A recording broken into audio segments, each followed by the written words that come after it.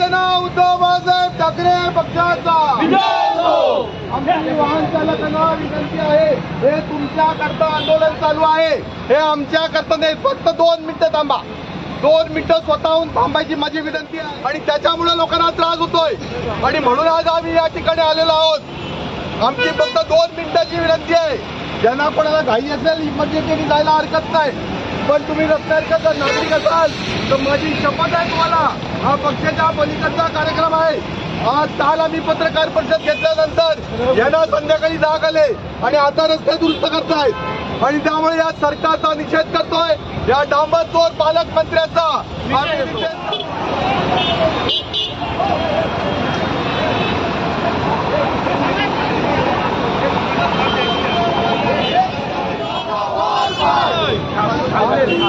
शिवसेना उद्धव बाळासाहेब ठाकरे पक्षाचा, शिवसेना उद्धव बाळासाहेब ठाकरे पक्षाचा.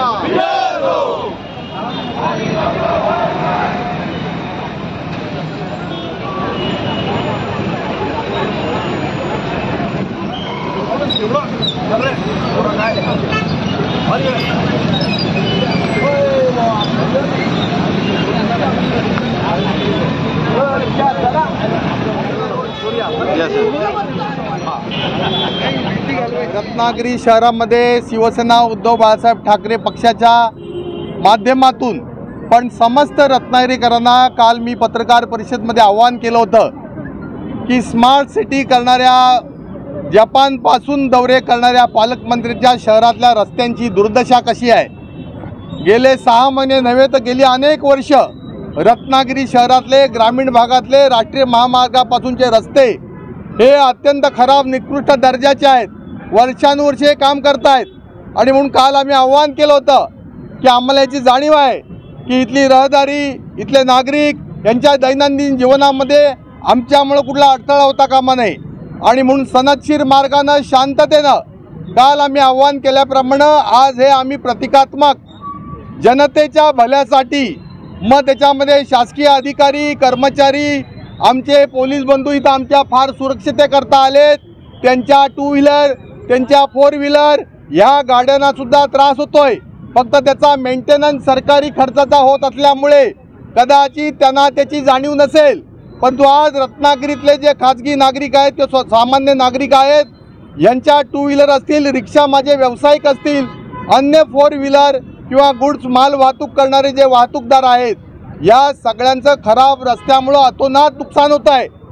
आणि ह्या नगरपालिकेच्या माध्यमातून राज्यकर्ते म्हणून मी काल असं म्हणत होतो, 5 वेळा लोकप्रिय असलेले आमदार ते आज मंत्री आहेत, उद्योग खातं त्यांच्याकडे आहे, रत्नागिरी शहर स्मार्ट करणार आहेत, परंतु त्यांच्या रस्त्याची दयनीय अवस्था आहे आणि कोणत्या प्रकारचा विकास. आज पर्यटक या ठिकाणी येत नाही आहेत आणि आमचा सामान्य नागरिकसुद्धा त्रस्त आहे.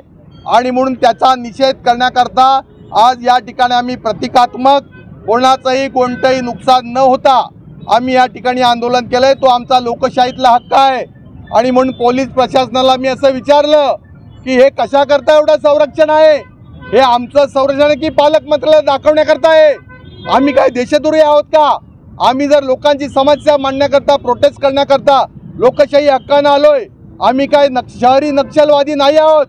आम्ही या ठिकाणी अनेक वर्ष सामाजिक आणि राजकीय क्षेत्रामध्ये काम करणारे लोक आहोत. आम्हाला जबाबदारीचा भान आहे. परंतु सवंग लोकप्रियता राज्य सरकारची करण्याकरता काही जर चुकीचं करत असाल तर ते करू नका, अशी माझी हात जोडून विनंती आहे. आम्हाला सगळं कोर्ट माहिती आहे. आम्हाला या ठिकाणचं सगळ्या गोष्टी जेलमधल्या आम्ही जाऊन बाहेर आलोय. या प्रकारची लोकांची आंदोलनं आम्ही अनेक वेळेला केलेली आहेत.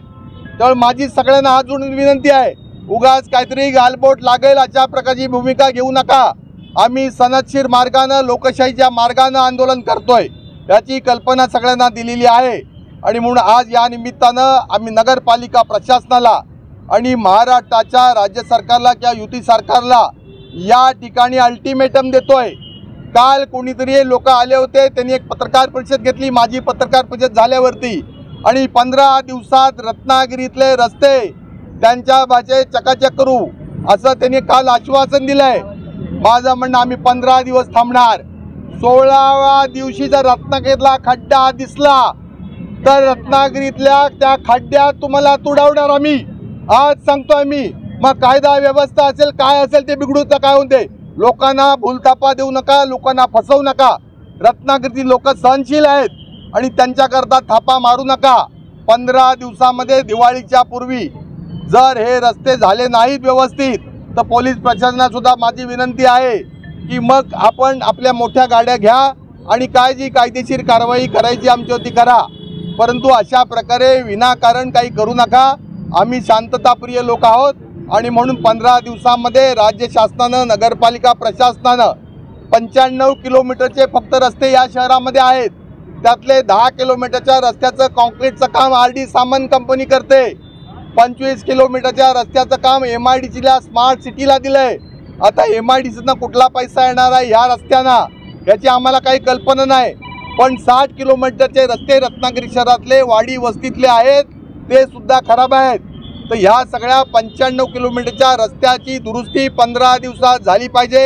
हा शिवसेना उद्धव बाळासाहेब ठाकरे पक्षाच्या वतीनं महाविकास आघाडीच्या माध्यमातून आम्ही अल्टिमेटम देतोय आणि आजचं आंदोलन आम्ही या ठिकाणी स्थगित करतोय। धन्यवाद।